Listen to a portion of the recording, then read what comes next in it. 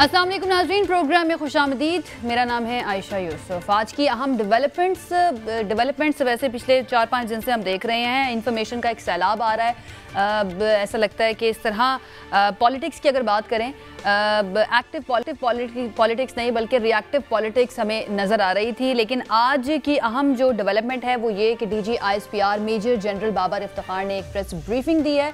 बड़ी अहम बातें उनकी जानिब से की गई हैं, अहम सवालात के जवाब भी उन्होंने दिए और अपने इस प्रेस ब्रीफिंग के आगाज़ में ही उनकी जानिब से कहा गया था कि आज वो हर तरह का सवाल लेने के लिए भी तैयार हैं। इससे पहले की प्रेस ब्रीफिंग्स में वो सियासत से मुताल्लिक जो सवालात होते हैं उनको ज़रा वो अवॉइड करते थे और वो कहते थे कि ये प्रेस ब्रीफिंग उसके लिए नहीं है। लेकिन आज उन्होंने तफसील से बात की है। अहम पॉइंट्स से उन्होंने जिनके ऊपर बात की है उसके बारे में ज़रा आपको बता देती हूँ। उन्होंने कहा है कि सियासत से पाक अफवाज का कोई लेना देना नहीं है, सियासत में ना घसीटा जाए पाक अफवाज को, और वो जो इदारा है उनका वो जो उनकी जुरिस्डिक्शन है उसके अंदर ही रहकर काम करता है। दूसरा, उन्होंने जो आलमी साजिश का बयानिया हम देख रहे हैं जिसके ऊपर आजकल बड़ी तादाद में अवाम भी बाहर निकल रहे हैं, पाकिस्तान तहरीक इंसाफ का ये बयानिया, ये नैरेटिव जिसके ऊपर लोग बड़ा उनका साथ दे रहे हैं। इनफैक्ट अगर हम सोशल मीडिया पर देखें तो बड़ी तादाद में लोग इस बयानिए को कबूल भी कर रहे हैं, एंटरटेन भी कर रहे हैं। उनकी जानिब से ये कहा गया है कि मुदाखलत हुई है, साजिश नहीं हुई है। नेशनल सिक्योरिटी कमेटी के एलामिये का उन्होंने जिक्र किया कि उस एलामिये को आप उठाकर देख लें, उसके अंदर मुदाखलत का लफ्ज़ है, साजिश या कॉन्स्पिरेसी का लफ्ज़ नहीं है। तीसरी बात उन्होंने जो अहम की वो ये कि कोई फ़ौजी अड्डे नहीं मांगे गए थे अमेरिका की जानिब से। लेकिन जो वज़ीर-ए-आज़म, जो उस वक्त वज़ीर-ए-आज़म थे इमरान खान साहब, उनकी जानिब से जो एक इंटरव्यू में जवाब दिया गया एब्सोल्युटली नॉट का, अगर मांगे जाते अड्डे तो पाक फ़ौज का भी यही जवाब होता जो कि है एब्सोल्युटली नॉट। एक चीज़ उन्होंने क्लियर कर दी और उन्होंने वाशगाफ अल्फाज में कहा कि बार बार एक्सटेंशन की बात की जाती है कि शायद कोई एक्सटेंशन मांग रहा था या बातचीत की जा रही थी आर्मी चीफ से कि उनको एक्सटेंशन दी जाएगी जिसकी वजह से वो उनके साथ जो एक पूरी एक जो साजिश बनाई जा रही थी वो ये। उन्होंने कहा कि ऐसी कोई बात नहीं है, आर्मी चीफ ना ही एक्सटेंशन मांग रहे हैं और अगर उनको एक्सटेंशन की ऑफ़र भी की जाती है तो ना ही वो कबूल करेंगे। 29 नवंबर को वो रिटायर हो रहे हैं। आखिर में उन्होंने कहा कि अगर पॉलिटिक्स के अंदर राइट नाउ जो इस वक्त सिचुएशन चल रही है उसके अंदर फ़ौज की मुदाखलत के कुछ सबूत हैं तो वो हमारे सामने लेकर आएँ। साथ ही साथ एक जो प्रोपेगेंडा मुहिम चल रही है पाक अफवाज के ख़िलाफ़, उसका उन्होंने जिक्र किया कि ये जो है इसके अंदर बैरूनी क़ुव्वतें जो हैं उनके ताने बाने मिलते हैं और सबूत भी जो हैं मौजूद हैं कि कौन इसके अंदर मुलव्विस है और कौन ये घटिया प्रोपेगेंडा कर रहा है। उन्होंने इस चीज़ को क्लियर किया। दूसरा हमारा टॉपिक होगा जी पेशावर जलसा। पाकिस्तान तहरीक इंसाफ ने एक बहुत ही बड़ा जलसा किया है, बहुत बड़ी तादाद में आवाम कल हमने देखा निकली और उन्होंने इमरान खान साहब की कॉल जो थी उसके ऊपर उन्होंने उसका जवाब दिया। सोशल मीडिया पे अगर हम देखें तो बहुत बड़ी तादाद में बड़े बड़े ट्रेंड्स जो हैं वो इस वक्त पाकिस्तान तहरीक इंसाफ के हक़ में हैं और कुछ ट्रेंड्स जो हैं उनको ये भी कहा जा रहा था कि नीचे लाने की कोशिश की जा रही है, लेकिन इतनी बड़ी तादाद में ये लोग ये ट्रेंड्स बना रहे हैं कि अब तक कुछ ट्रेंड्स को नीचे नहीं लाया जा सका, जो कि पाकिस्तान तहरीक इंसाफ के मौक़िफ़ की हिमायत करता है। तीसरी खबर ये होगी कि नई हुकूमत बन चुकी है, 4 से 5 दिन हो गए हैं लेकिन अभी तक काबीना तश्कील नहीं दी गई है। बार बार हम ये सवाल उठा रहे हैं कि काबीना में कौन कौन शामिल होगा। वज़ीर-ए-आज़म शहबाज शरीफ साहब जो हैं वो कराची भी गए थे कल और वहाँ पर जाकर उन्होंने पीपल्स पार्टी रहनुमाओं से, MQM से मुलाकात की। कौन शामिल होगा, कौन कौन सी जमातों के नुमाइंदे होंगे काबीना के अंदर, अब तक कोई इत्तला मौसूल नहीं हुई है। क्यों देर हो रही है काबीना को तश्कील देने में, ये भी सवाल आज हम अपने जो तज्ज़ियाकार हैं, जो एनालिस्ट हैं, उनके सामने रखेंगे। हमारे साथ आज मौजूद नज़ीर लगारी साहब, सीनियर तज्ज़ियाकार, सीनियर सहाफ़ी, जनरल रिटायर्ड गुलाम मुस्तफ़ा साहब सीनियर तज्ज़िया हमारे साथ मौजूद हैं और अतर काज़मी साहब सीनियर तज्ज़ियाकार हमारे साथ मौजूद है। बहुत शुक्रिया हमारे मेहमानों का हमें ज्वाइन करने के लिए। सबसे पहले जनरल साहब आपसे मैं आगाज़ करती हूँ। सर, आज की DG ISPR की प्रेस कॉन्फ्रेंस बड़े जो कन्फ्यूजन हमें नज़र आ रही थी, बहुत से सवालात बार बार नेशनल मीडिया पर भी उठाए जा रहे थे, सोशल मीडिया पर भी उठाए जा रहे थे, एक प्रोपेगेंडा भी हमें नज़र आ रहा था। सवालात के जवाबात मिल गए हैं, सेटिस्फैक्शन होगी सवाल उठाने वालों की या फिर और सवालात ने जन्म लिया है? देखिए, तो डिपेंड करता है कि आप किस हद तक ये जो आज कसर था इसके बारे में किस तरीके से सोचते हैं, किस एंगल से आप इसको देख रहे हैं। जहाँ तक मैं समझता हूँ ज़ाती तौर पर तो चंद चीज़ें बड़ी वाज़ेह थी। नंबर 1 कि फ़ौज का ये जो हालिया जो भी सियासी डेवलपमेंट हुई है, ये इससे पहले हुआ है, फ़ौज के ऐसे ताल्लुक कोई नहीं था और आइंदा भी नहीं होगा। फौज सिर्फ अपने मामलात तक महदूद रहना चाहती है और कोशिश कर रही है किसी तरीके से उसको फौज को वहां पे ना घसीटा जाए। दूसरा, ये जो बार बार ये कहा जा रहा था कि फौज में जो सीनियर लीडरशिप के खिलाफ जिससे बातचीत हो रही थी, जो कुछ भी कहा जा रहा था, और बहुत सारी बातें उठ रही थी कि प्राइम मिनिस्टर के पास अभी 2 बंदे बैठे हुए हैं, फिर 4 बंदे आ गए हैं, फिर 6 बंदे चले गए हैं। उन्होंने बता दिया कि ऐसी कोई चीज नहीं हुई। जो कुछ भी हुआ वो सियासी वाने में हुआ, वज़ीर आज़म हाउस में हुआ, पार्लियामेंट में हुआ, अदालतों में हुआ। इससे हमारा कोई लेना देना नहीं है। अगर ये दुनिया बिलीव कर ले तो मैं समझता हूँ ये पाकिस्तान के लिए भी, पाकिस्तान फौज के लिए भी बहुत अच्छा है। दूसरा जो बड़ा अहम जो सवाल उठाया गया था, जिसके बारे में उन्होंने बात की थी, वो ये थी कि क्या ये जो कहा जा रहा है, जो अमेरिका लेटर गेट कह लीजिए या उसकी जो केबल्स आई थी, इसमें जो कुछ भी हुआ था, क्या इसमें साजिश का लफ्ज इस्तेमाल किया गया था? तो उन्होंने बड़ा वाज़ेह कर दिया कि साजिश जब ये नेशनल सिक्योरिटी कमेटी की मीटिंग हुई है, उसके बाद जो ऐलान जारी हुआ है, उसमें साजिश का लफ्ज नहीं था। हाँ, उसमें ये जरूर था कि पाकिस्तान के अंदरूनी मामलात में वाज़ेह मुदाखलत नजर आई है, जिसको ना सिर्फ रद्द किया गया बल्कि उसी बिना पर जो अल्फाज इस्तेमाल किए गए, जिस लहजा इस्तेमाल किया गया, अमेरिकन नाज़िम उमूर को बुला के डिमार्च दिया गया। इसका मतलब यह है कि कोई ना कोई चीज ऐसी थी जिसने पिटअप किया। फिर बाद में मेरा ख्याल है किसी एक चैनल को शायद उन्होंने इंटरव्यू दिया है, मैं खुद तो सुना नहीं, लेकिन मुझे कोई दोस्त बता रहे थे, उन्होंने वाज़ेह किया कि ये डिस्कशन हुई थी कि इसको साजिश करार दिया जाए ताकि इसके खिलाफ बाकायदा उसकी कार्रवाई की जाए। इस किस्म की बातचीत वहां पर जरूर हुई थी उसके। ये भी एक बड़ा खुल के सामने आ गई बातचीत इसमें। और ये जो चीजें हैं, ये अब मेरा ख्याल है अवाम को ये समझनी चाहिए। सियासी मामलात को सियासी हदूद के अंदर रखें, सियासतदान भी हुकूमत को ना फौज के बीच में ना खींचे। और ये जो अवाम के बीच में फैलाई गई थी मुहिम, और इस मुहिम में बदकिस्मती ये है कि हम एक ही पार्टी को ब्लेम कर रहे हैं। इसमें जो मुझे इत्तलात मिली है, दूसरी पार्टी भी उसी तरीके से शरीक थी। अगर गौर करें, इस सारी मुहिम को शुरू करने में एक पार्टी के सरबराह ने बजाते खुद एक बहुत बड़ा रोल उसमें प्ले किया था। तो ये सब चीजें जो खुल के सामने आ रही हैं, दुश्मन इसका फायदा उठा रहा है। और पाकिस्तान फौज के दरमियान, फौज के अंदर, फौज के और अवाम के दरमियान एक फासला तक जो बढ़ाने की कोशिश की जा रही है, ये पाकिस्तान के लिए इंतहाई खतरनाक है। मैं खुद भी ये बात करता रहा हूँ कि अवाम और फौज का जो रिश्ता है, जितनी मजबूत ये होगा उतना ही आपके दिफा भी मजबूत। बिल्कुल, ये खलीज किसी सूरत पैदा नहीं होनी चाहिए अवाम और पाक अफवाज के दरमियान। एक चीज़ क्लियर कर दीजिएगा आप जनरल साहब, मुदाखलत और साजिश, ये 2 वर्ड इस वक्त अगर हम देखें तो यही गर्दिश कर रहे हैं सोशल मीडिया पे भी, नेशनल मीडिया पे भी। मुदाखलत की तो बात कर दी DGISPR ने, साजिश कब कहा जाएगा? क्या सूरत होगी इस मुदाखलत की कि इसको साजिश की कैटेगरी में हम कहें कि ये साजिश है और ये मुदाखलत है? देखिए, जब मुदाखलत के नताइज देखें ना क्या होंगे, क्या वो मुदाखलत सिर्फ रिटर्न हद तक मौजूद थी या अमली तौर पर मुदाखलत की गई? अगर अमली तौर पर मुदाखलत की गई और उसकी वजह से पाकिस्तान के हालात तब्दील हुए जिनका पाकिस्तान को नुकसान पहुंच रहा है, तो बाकायदा वो साजिश बन जाएगी। ये वो बयानिया है जो PTI और इमरान खान साहब कह रहे हैं।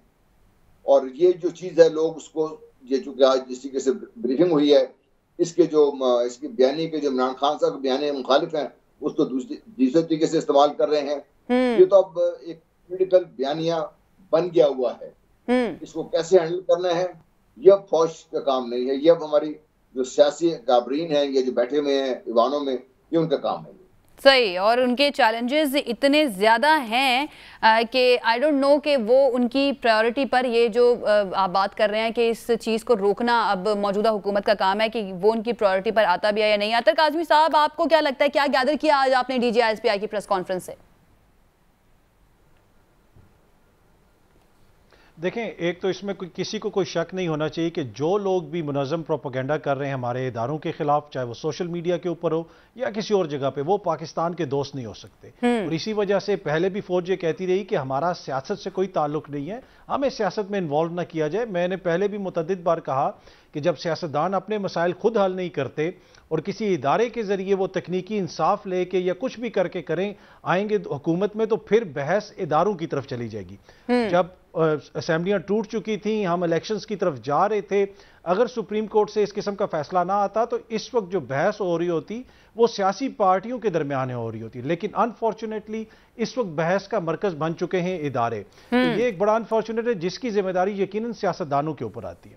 अगर आज आप उनकी प्रेस कॉन्फ्रेंस देखें DGISPR की, उसमें किसी भी सहाफी ने भी कोई भी दिफा से रिलेटेड तो कोई क्वेश्चन किया ही नहीं। सारे सियासी नौयत के क्वेश्चन थे। क्यों थे? इसलिए कि जिस किस्म का माहौल बन चुका है इस वक्त पाकिस्तान के अंदर, वो किसी के भी हक में नहीं है और पाकिस्तान के हक में भी नहीं है। जहां तक ये ताल्लुक है, उसमें वहां पे ये भी क्वेश्चंस हुए कि माजी के अंदर PDM की क़यादत फौजी क़यादत को टारगेट करती रही, अभी PTI के जलसों में ऐसा हो रहा है, लेकिन यहाँ पे क्लियर फर्क है। दूसरी तरफ नवाज शरीफ साहब, मरियम बीबी, वो नाम ले के इदारों के सरबराहों का, जजेस का, मोअज़्ज़िज़ अदलिया के हवाले से, फौज के हवाले से, दीगर हवाले से वो नाम ले के तनकीद करते थे। अभी तक PTI की क़यादत ने किसी ने भी इस किस्म की कोई बात नहीं की, ना फौज के हवाले से या फिर अदलिया के हवाले से। सवाल उन्होंने जरूर पूछा खान साहब ने कि मेरा मोअज़्ज़िज़ जज साहिबान से सवाल है कि रात को 12 बजे अदालत क्यों लगाई। तो ये तो वो एक चीज है जिसके ऊपर आम लोग भी पूछ रहे हैं कि पाकिस्तान में रात को 12 बजे अदालत लगाना क्यों उस दिन ये जरूरी। अच्छा, ये सवाल भी आज पूछा गया था प्रेस ब्रीफिंग में, ये जो आप बात कर रहे हैं, और ये जो नाम ले के इदारों का और इदारों के सरबराहों का जिस तरह से एक मुहिम भी हमने देखी थी 2017 से 18 के दरमियान जो की गई थी, ये सवाल भी आज उनसे पूछा गया। तो उसका जवाब उन्होंने ये दिया था कि ये तो उस हुकूमत का काम था जो उस वक्त मौजूद थी कि वो कार्रवाई करती उन लोगों के खिलाफ। पाक फौज क्या कर सकती है? पाक फौज तो इस पोजीशन में नहीं है ना कि किसी के खिलाफ कार्रवाई करे। जी बिल्कुल बिल्कुल मुनासिब सवाल था। ऑब्वियसली ये हुकूमत वक्त का काम होता है और उस वक्त भी हुकूमत को करना चाहिए था। और इस वक्त जो आपको सोशल मीडिया के ऊपर सेंटीमेंट नजर आ रहा है, जिसके अंदर एक तरफ मुनज़्ज़म प्रोपेगेंडा भी है, लेकिन समझने की जरूरत है ये अवामी सेंटीमेंट है, ये अवामी रद्द अमल है। तो अब जरूरी ये है कि यहां से हम गलती दर गलती ना करें। जो हम गलती दर गलती करते रहेंगे तो चीजें मजीद बिगाड़ की तरफ जाएंगी। बेहतरीन हल ये है कि सियासतदान इसका कोई हल निकालें, फौरी इलेक्शंस की तरफ जाएं। अगर इसी तरह सिलसिला चलता रहा तो मेरे ख्याल में ज्यादा देर सस्टेन नहीं कर सकेगी हुकूमत। बिल्कुल ऐसे ही है। काज़िम साहब, आपने कहा गलती दर गलती अब नहीं करनी चाहिए वरना कॉन्सिक्वेंसेस बहुत बुरे होंगे। आज DGISPR ने भी कहा कि ये सियासतदान आपस में बात नहीं करते हैं। और जब उनसे ये 3 ऑप्शंस वाला सवाल हुआ था कि वज़ीर आज़म ने अपने इंटरव्यू में 3 ऑप्शंस की बात की कि आर्मी चीफ ने आके 3 ऑप्शंस उनके सामने रखे थे, उन्होंने कहा कि वज़ीर आज़म ने अप्रोच किया था आर्मी चीफ को और आर्मी चीफ कई मरतबा कह चुके हैं कि मुझे इसमें ना घसीटा जाए, लेकिन ये कोई दरमियान की राह निकालने के लिए अप्रोच किया जाता है। ये आपस में बात नहीं करते और इस वक्त भी ये सिचुएशन है। आपको लगता है कि ये सियासतदान आपस में बैठ कर कोई ऐसा हल निकालेंगे जो मुल्क कौम के मफाद में होगा?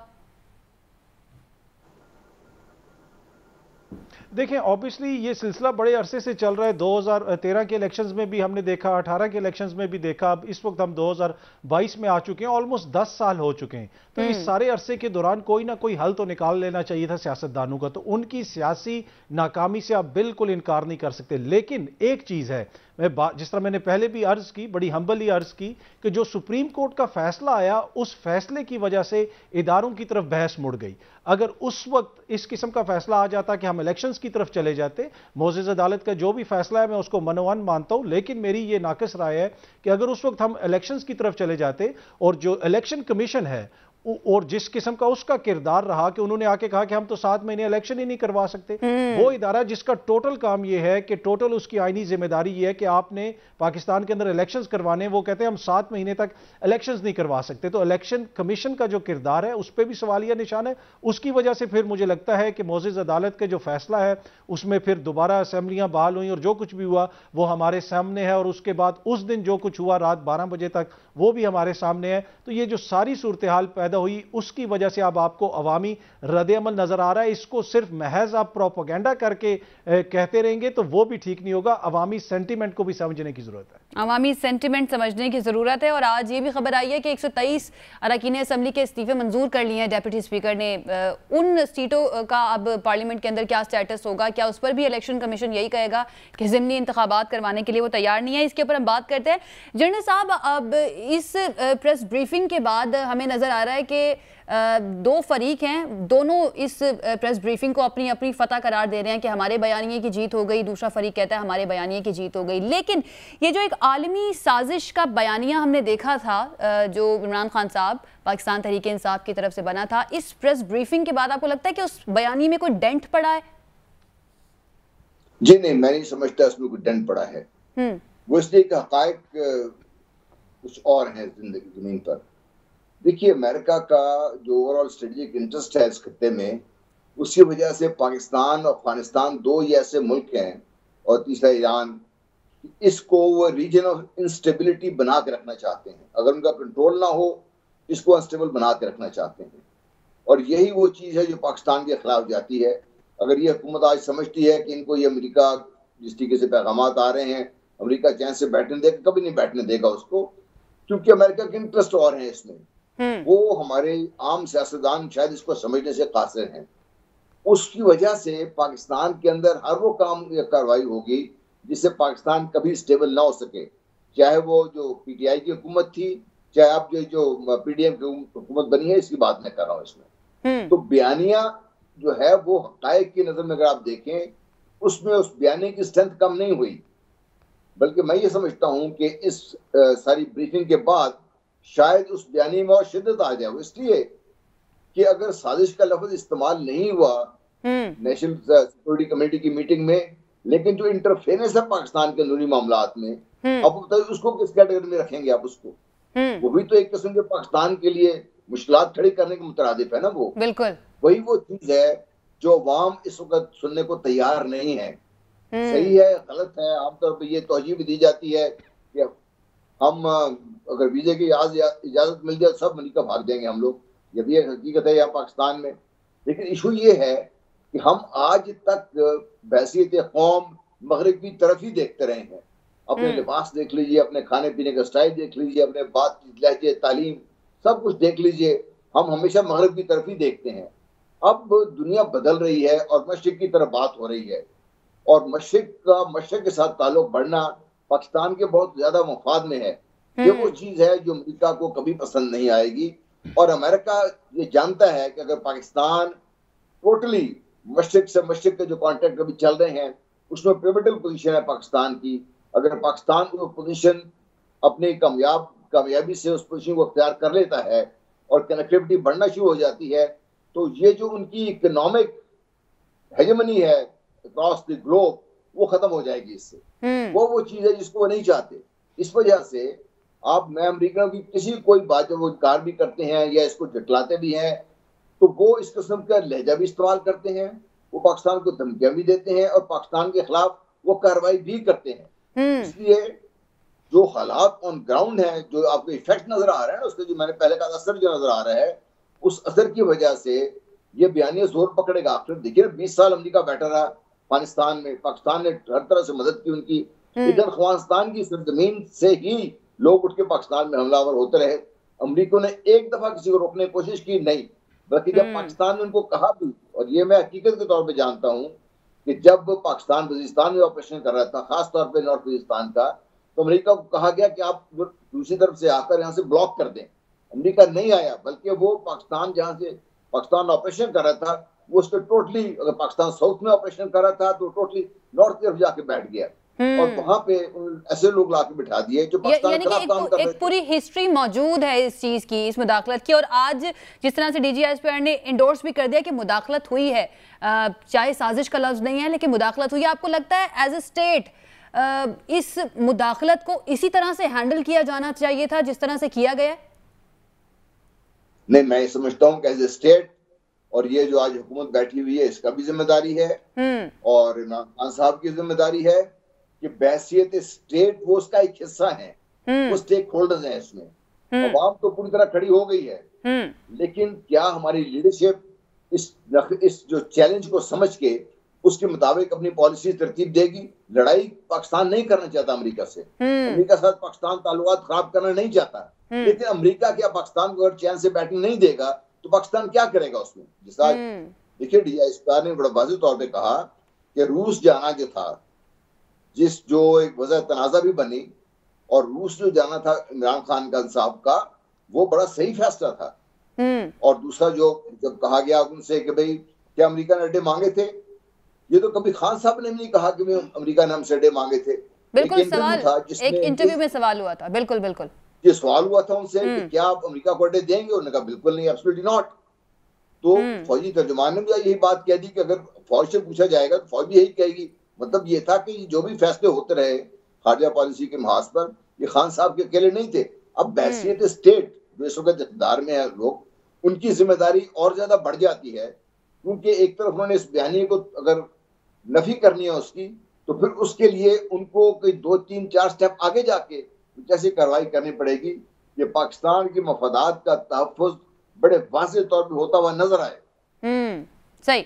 अदर काज़मी साहब, एक जो बात की जा रही है वो ये भी है कि पाकिस्तान तहरीक इंसाफ, ठीक है उन्होंने अपना एक नैरेटिव बनाया है, लेकिन जिस तरह से हमें नज़र आ रहा है जलसों में ज़बान भी इस्तेमाल की जा रही है एक इंतहा पसंदी की तरफ, और ये भी एक बयानिया बनाया जा रहा है कि जो हमारे साथ है वही मुहिब्ब वतन है और जो हमारे ऑपोजिट सियासी जमातों में है वो गद्दार हैं।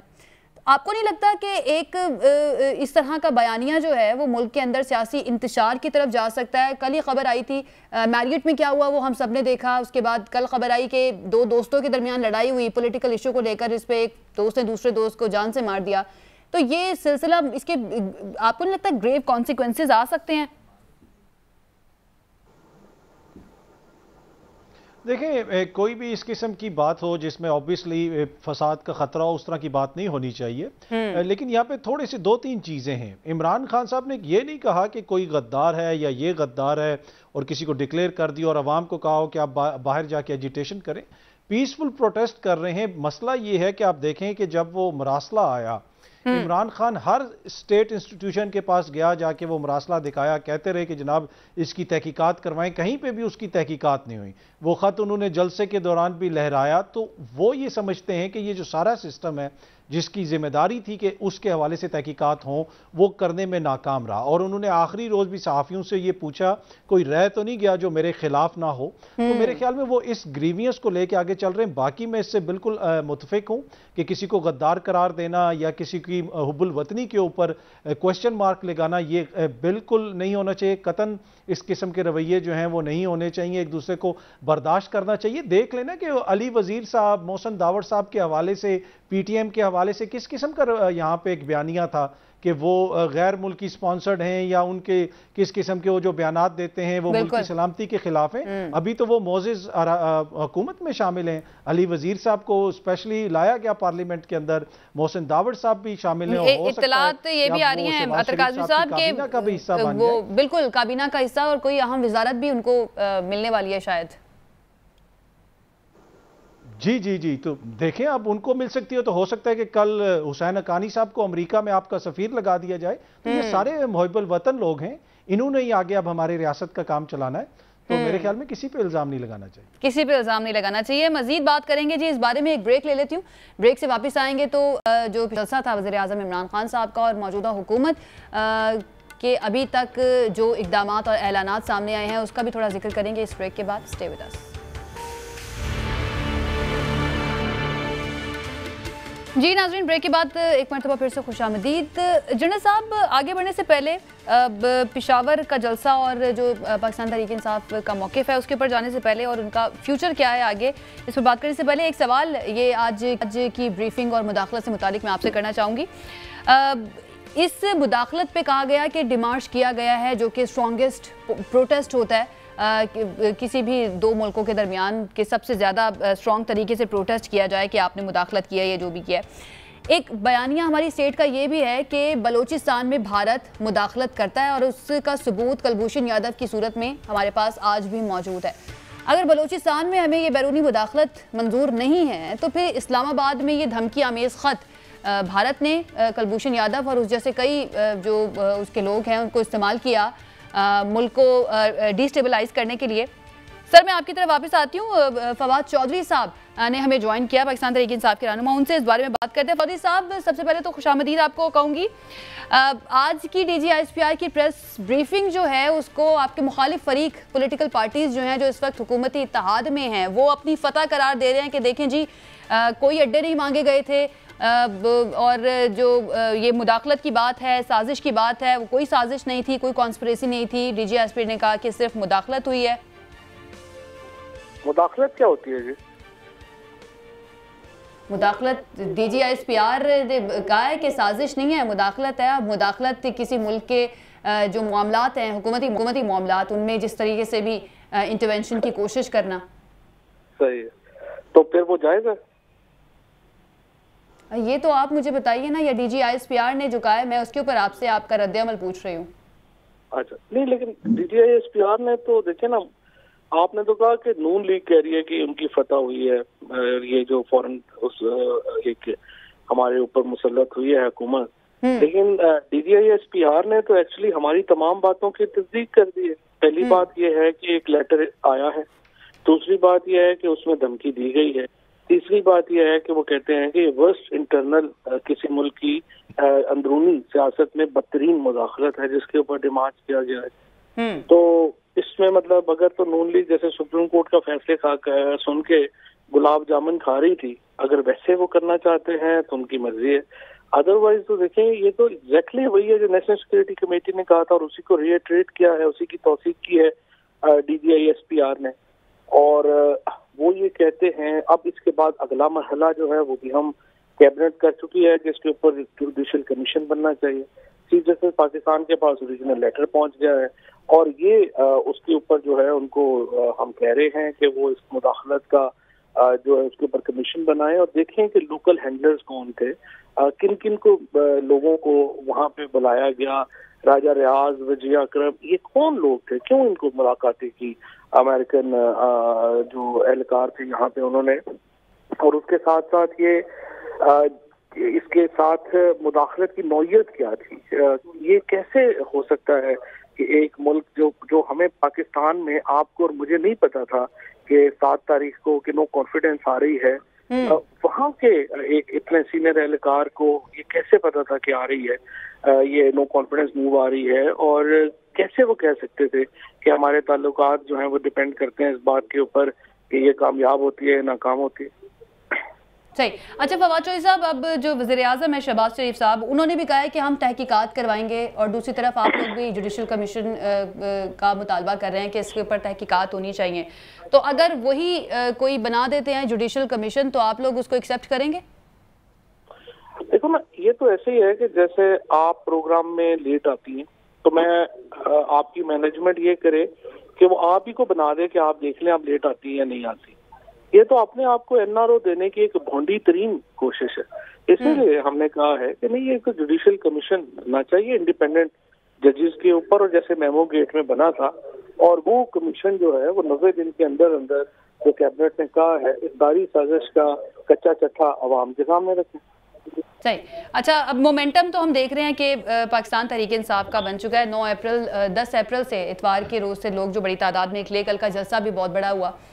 उसके बाद ये फैसला किया गया है कि ये कौमी असम्बली में अब वापस नहीं जाना, इस्तीफे भी मंजूर हो गए हैं आज, और अब ये मोमेंटम आपको लगता है कि इतना बड़ा हो जाएगा, इतना प्रेशर आप क्रिएट कर लेंगे कि जनरल इलेक्शन का मुतालबा आपका तस्लीम किया जा सके? अच्छा, पहले तो मैं आपको याद कराना चाहता हूँ कि जो आपको याद होगा, मरियम एक कौमी असम्बली में वाक़या हुआ था जब 2 MLA PMLN के जावेद अब्बासी और एक और आदमी जो थे, उन्होंने स्पीकर ने उनको कहा कि मैं आपको बाहर निकाल दूंगा, तो उन्होंने कहा जी, और मरियम नवाज ने उनको कहा कि आप स्पीकर के मुंह पे इस्तीफे मार के बाहर आ जाए। 2 लोगों ने मरियम नवाज की बात नहीं मानी थी और वो उसका अपनी पार्टी के ऊपर कंट्रोल की हालत थी। यहाँ पर 125 लोगों ने इमरान खान के सिर्फ अबू चशम के ऊपर जो है वो अपने इस्तीफे दे दिए। और आप और जितने भी लोग पाकिस्तान की पॉलिटिक्स को कवर करते हैं उनको पता है कि किसी कॉन्स्टिट्यूएंसी पॉलिटिशियन के लिए कितना बड़ा फैसला है इस्तीफा देना। और इमरान खान का अपनी पार्टी के ऊपर जो कंट्रोल है और लोगों में उनकी जो मकबूलियत है, उसका अंदाजा आप सिर्फ इस बात से लगा लें कि वो कितने इस वक्त उनका कद कितना बड़ा है। कि 125 आदमी सिर्फ उनके कहने के ऊपर, एक इशारे के ऊपर कौमी असम्बली से इस्तीफा दे रहे हैं और अपने हलकों से दस्तबरदार हो रहे हैं। और इससे एक पता चलता है कि उनका कितना बड़ा कंट्रोल है अपनी पार्टी के ऊपर। इसी और यही मोमेंटम है जो इमरान खान को इतना बड़ा बना रहा है। और दिल से वगैरह जिस तरह आपने खुद ही कहा कि अभी कराची का आप देखिएगा इंशाल्लाह लाखों लोग वहां पर निकलेंगे, लाहौर में लाखों लोग निकलेंगे। और अगर PMLN में ये सारी, और इस वक्त हमेशा फेजेस होते थे, एक वक्त में था कि भुट्टो वर्सेस सब है, भुट्टो वर्सेस ऑल है, इस वक्त इमरान खान वर्सेस रेस्ट हो गया। सो पाकिस्तान में इस वक्त सिर्फ एक ही तकसीम है सियासी, या आप इमरान खान के साथ है या आप इमरान खान के खिलाफ है। सो इतना बड़ा इस वक्त इमरान खान का एक कद हो चुका है पाकिस्तान में, उसको जो है नीचे करना इन जोकरों के बस में नहीं है। सही। एक आखिरी सवाल आपसे करना चाहूँगी। अब ये भी खबरें आ रही हैं, बल्कि ये खबर रिपोर्ट हुई थी, फॉरेन फंडिंग केस का फैसला जो है इस्लामाबाद हाई कोर्ट ने कहा है कि 30 दिन के अंदर इसका फैसला आ जाना चाहिए। तो उस बारे में आप के क्या फिर मौक़िफ़ है इस फॉरेन फंडिंग केस को लेकर? आपके खिलाफ इस्तेमाल किया जा सकता है इस केस को, पाकिस्तान तहरीक इंसाफ के खिलाफ? मैं तो इसको वेलकम करता हूँ।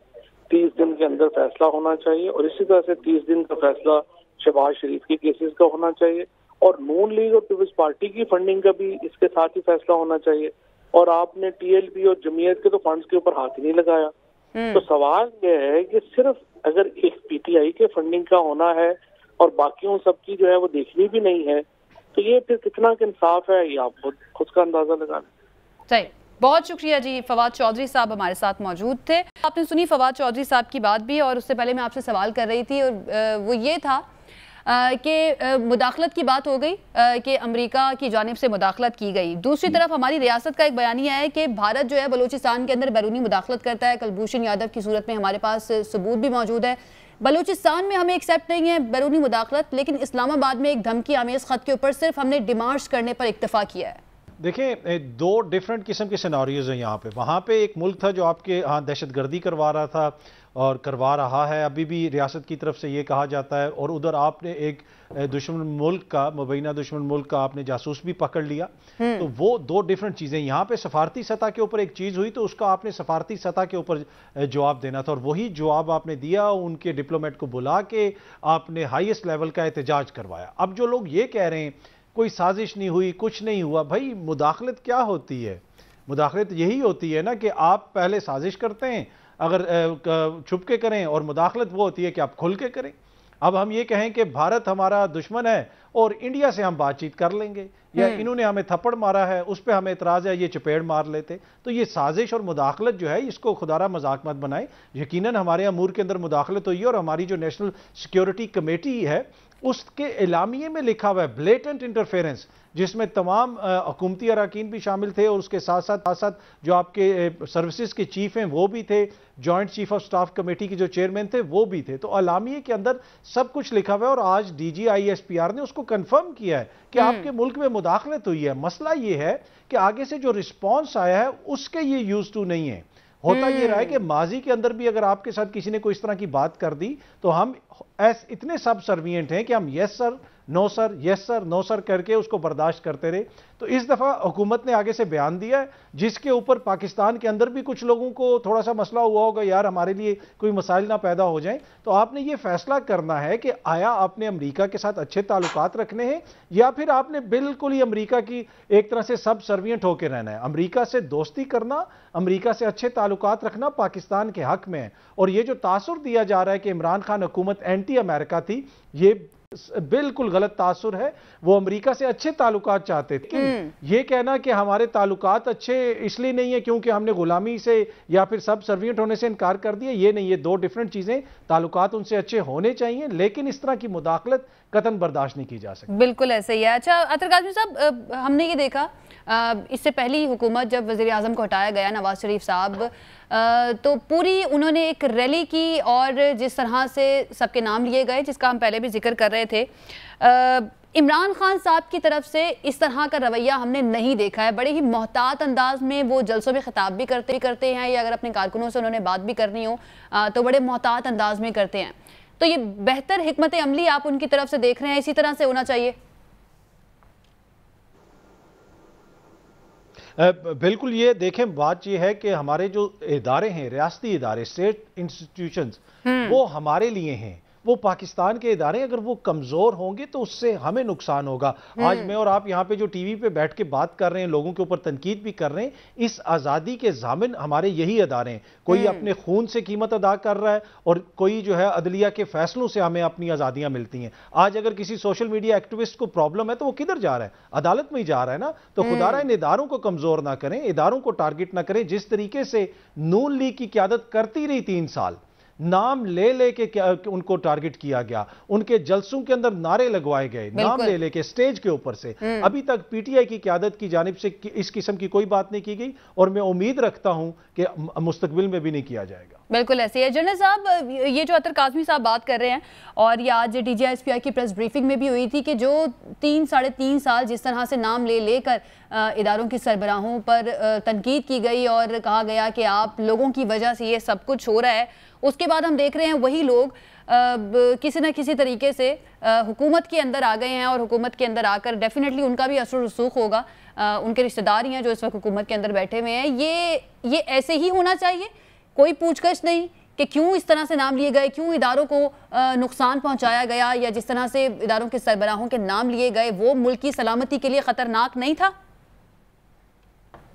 देखिए, यही एक बहुत बड़ी वजह है जिसकी वजह से लोग जोक दर जोक खान साहब के पीछे इस वक्त चल रहे हैं। वो लोग भी जो कल तक शायद खान साहब से ज्यादा पसंद नहीं करते थे या थोड़ा सा उनसे लदा हो गए थे, वो भी साथ वापस आग के साथ मिल रहे हैं। इसलिए मिल गए हैं कि क्या यही हमारा मुस्तकबिल रह गया है कि जो लोग खुलेआम तमाम इदारों को, इसमें हमारी अदलिया शामिल थी, हमारी फौज की सीनियर लीडरशिप शामिल थी, और जिसमें उस वक्त बाकायदा एक मुनज़्ज़म मुहिम के तहत फौज की आम रैंक एंड फाइल में और सीनियर लीडरशिप के दरमियान एक फैसलाबंदी करने की कोशिश की गई कि यही वो लोग हैं जिनको हम दोबारा चाहते हैं।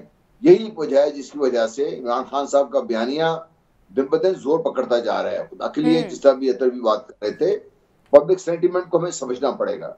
जो पब्लिक सेंटिमेंट इस वक्त किसी और तरीके से सोच रही है और हमारी सियासत बदकिस्मती से किसी और तरफ जा रही है। अगर ये ना ठीक किया गया और यही रहा तो आप देखिए उन लोगों के दिलों पे क्या गुजरेगी जिनके बच्चे, बड़े, बूढ़े ने अपनी जानों की कुर्बानियां दी हैं, खड़े रहे हैं, आज भी खड़े हैं, मेरे और आपकी हिफाजत के लिए खड़े हैं। मेरा बेटा भी फौज में, मेरे भतीजे भी फौज में, किसी महाज पे लड़ रहा है, किसी महाज पे लड़ रहा है। तो वो अगर कल को खुदा न खास्ता ये सवाल पूछने मजबूर हो गए कि क्या हम इन लोगों के लिए लड़ रहे हैं जो कल तक हमें गालियां दे रहे थे और सिर्फ इसलिए गाली दे रहे थे इक़्तिदार से बाहर थे ये, तो जब इक़्तिदार में होंगे मैं गाली नहीं देंगे, जब इक़्तिदार से बाहर में गालियां देंगे।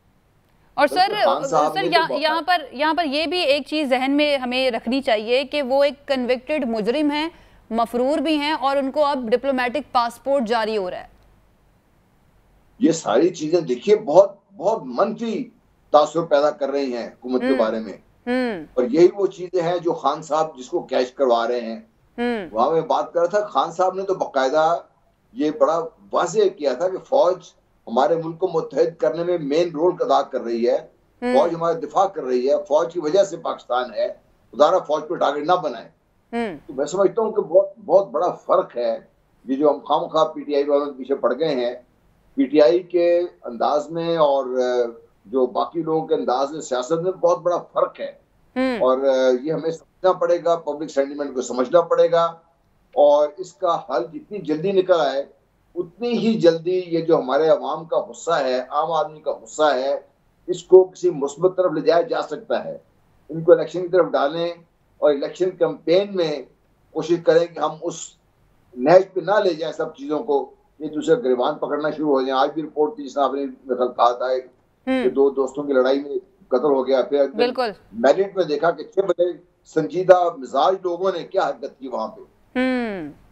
सिचुएशन को पॉइंट ऑफ नो रिटर्न पर नहीं लेकर जाना चाहिए। बिल्कुल ऐसा ही है। एक ब्रेक ले, वापस आएंगे तो फिर इस हुकूमत की कारकर्दगी और अभी तक जो ऐलानात किए गए हैं और जो महंगाई का एक नया सैलाब आने की तैयारी है उसके ऊपर बात करेंगे एक ब्रेक के बाद। Stay with us.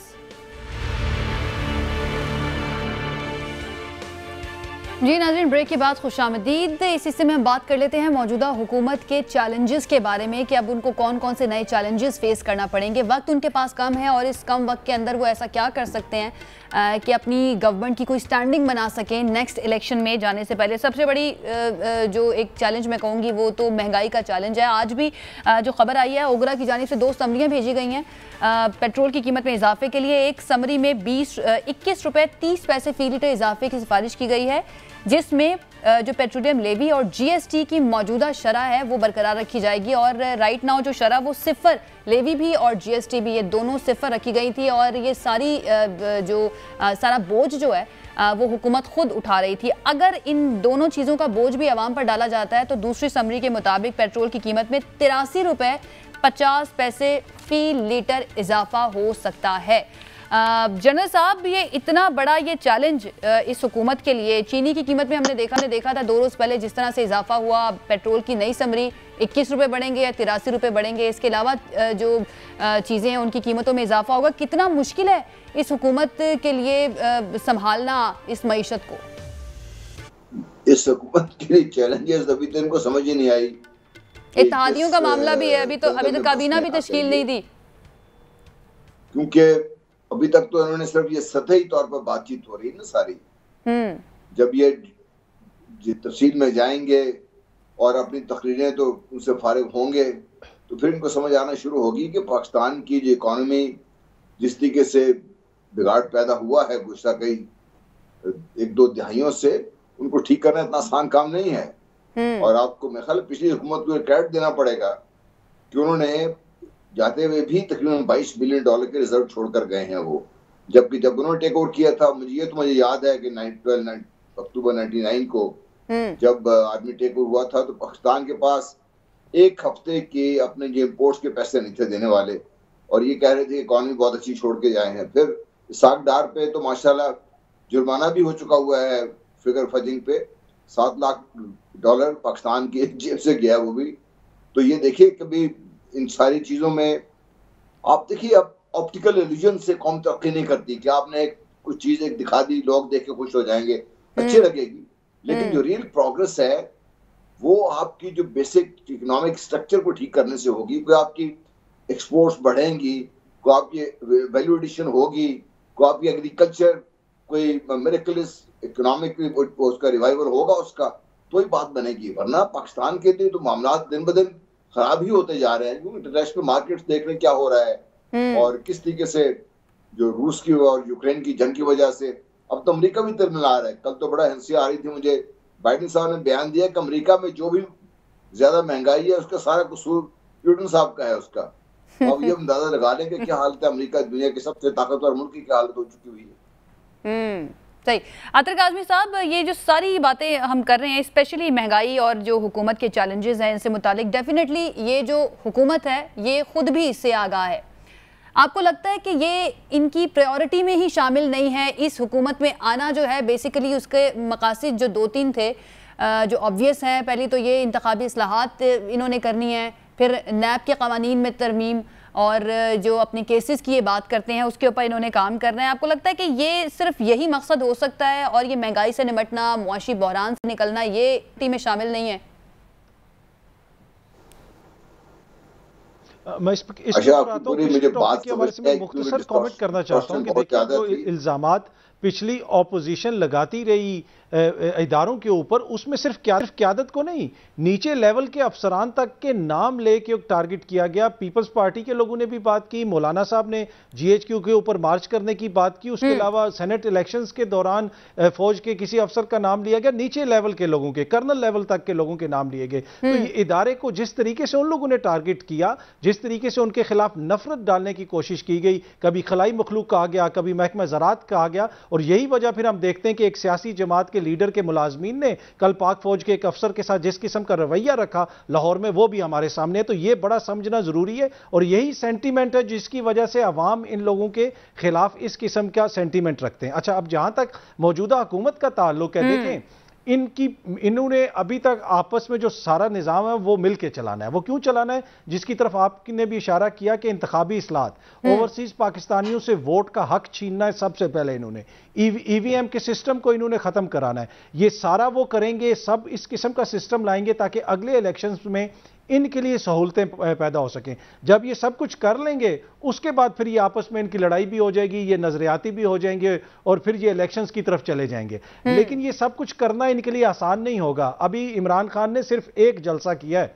Imran Khan जिस बयानिए के साथ जा रहा है उसका वजन उठाना बड़े बड़े ताकतवर हलकों के लिए भी मुमकिन नहीं रहेगा। मैं फिर कहता हूं कि अभी सिर्फ एक जलसा हुआ है। वाहिद हल ये है फौरी इलेक्शन की तरफ जाएं। पाकिस्तान के अंदर पहले ही बहुत ज्यादा डिवीजन हो चुकी हैं। पाकिस्तान की रियासत मेरे ख्याल में उसके लिए भी जरूरी है कि वो आगे बढ़े, सियासी लोग समझदारी का मुजाहरा करें, इलेक्शंस की तरफ जाएं और एक दूसरे से सियासी मैदान में लड़ें। ये बता दीजिए अतर काज़मी साहब, क्योंकि ये हुकूमत के रहनुमा भी कह रहे हैं और जो इंडिपेंडेंट माहिरीन है वो भी कह रहे हैं कि इनका ये इत्तेहाद जो है ये आपस में ही नहीं चलना, आपस में लड़ लड़ के ही जो है ना इनकी सारी चीज़ें सामने आ जाएंगी। और ये वो लोग हैं जिन्होंने एक दूसरे के खिलाफ इलेक्शन लड़ना है, तो ये नेचुरल इत्तेहाद तो नजर आता ही नहीं है इन लोगों का।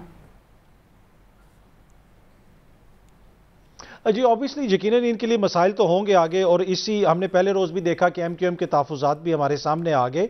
लेकिन मेरे ख्याल में कुछ अरसा ये एक दूसरे को NRO जिसे कहते हैं ना, चाहे वो केसेस हों या डिफरेंट मसाइल हों, उसके अंदर ये मिलकर चलेंगे, एक दूसरे की हेल्प करेंगे। उसके बाद आगे जाके हो सकता है ये एक दूसरे से इनकी राहें जुदा हो जाए, लेकिन फिलहाल ये एक दूसरे के साथ चलेंगे। और दूसरी एक छोटी सी चीज जो मैं ऐड करना चाहता हूं कि अभी तक जो है इस मुल्क में काबीना कोई फाइनलाइज नहीं हुई, काबीना में किसी के नाम सामने नहीं आया। और वो जो हमारे दोस्त ये कहते थे कि सहाफत का काम ही हुकूमत के ऊपर तनकीद करना है, जैसा दिफा 3 रोज में हमारे कुछ साफी दोस्तों ने इस हुकूमत का किया है, मेरे ख्याल में कोई 3 साल में इमरान खान का वैसा दिफा नहीं कर सका। बिल्कुल, आपने वो एक क्लिप देखा जावेद लतीफ साहब का नवाज शरीफ साहब की वापसी से मुतालिक। वो कह रहे हैं अब पाकिस्तान के डॉक्टर्स इस काबिल हो गए हैं कि वो नवाज शरीफ साहब का इलाज जो है वो ठीक तरीके से कर लें, तो वो इसलिए फिर वापस आने के लिए तैयार है।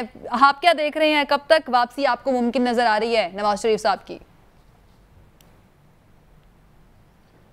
जी जी, और अब देखें नवाज शरीफ साहब का वापस आना थोड़े से मसाइल पैदा कर सकता है शहबाज शरीफ साहब के हवाले से भी। इस वक्त जो पब्लिक सेंटीमेंट है वो भी आपके सामने है, तो मुझे लगता है कि वो मशवरा यही देंगे कि आप इलेक्शंस के करीब तर आए, अभी ना आए। तो हो सकता है कि उसमें थोड़ा सा डिले आ जाए, लेकिन जिस तरह पाकिस्तान के डॉक्टर्स बेहतर हो गए हैं और इसी तरह मेरे ख्याल में पाकिस्तान की दीगर जगहों से भी उनको काफ़ी सपोर्ट मिल रही है, तो मेरे ख्याल में शायद उसको देखते हुए वो फैसला करें और आ ही जाएं। ठीक है जी, बहुत शुक्रिया हमारे मेहमानों का हमें ज्वाइन करने के लिए। वक्त हमारे पास ख़त्म हो गया, अगले हफ्ते फिर से हाजिर होंगे। अपना ख्याल रखिए, इजाज़त दीजिए, अल्लाह हाफिज़।